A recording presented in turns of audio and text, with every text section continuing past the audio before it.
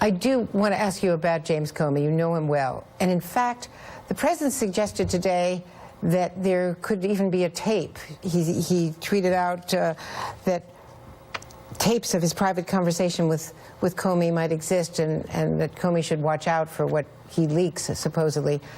What do you know about that dinner? Because you were with him the day of the dinner with James Comey. I was. It was the 27th of January, and the FBI, Jim, hosted a wonderful farewell ceremony for me, which I'll never forget.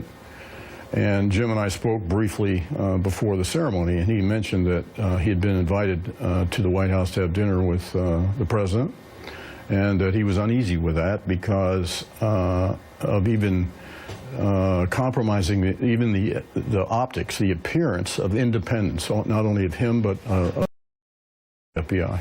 So, but he was going that very night to the dinner. Did he explain why he felt he had to go?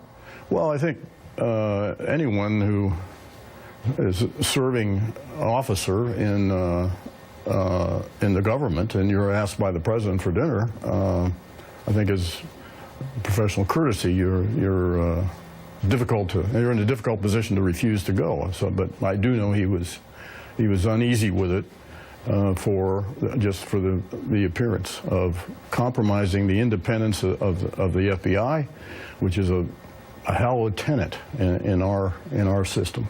What we're hearing from the FBI, from our reporting, contradicts what the president told Lester Holt. The president told Lester Holt that Comey was appealing for his job, and at the same time that the president asked him, you know, am I under investigation? And he said 3 times, twice on the phone and once at that dinner, no, I can assure you you're not under investigation.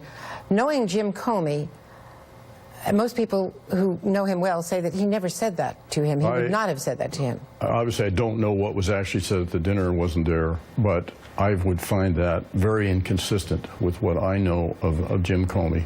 Moreover, anyone who's in a position that's subject to Senate confirmation, presidential appointment, Senate confirmation, which his is, mine was, understands that you serve at the pleasure of.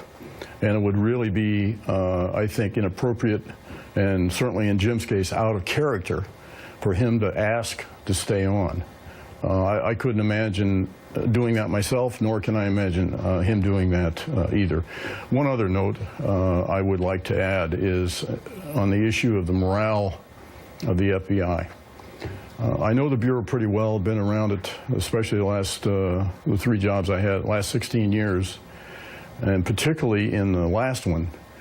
I had a lot of dealings with the FBI. 12 of the special agents in charge, or ADICs in 2 cases, assistant directors in charge in Los Angeles and New York, also performed a function for me as my representative in the domestic context.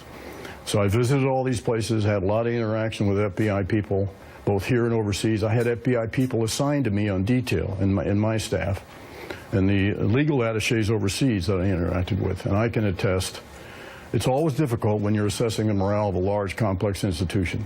But from my vantage, and I think I'm pretty good at assessing command climate, as we'd say in the military, the morale in the FBI was very high, and I can attest personally, because I witnessed it, the very high esteem and respect that people in the FBI still have for Jim Comey.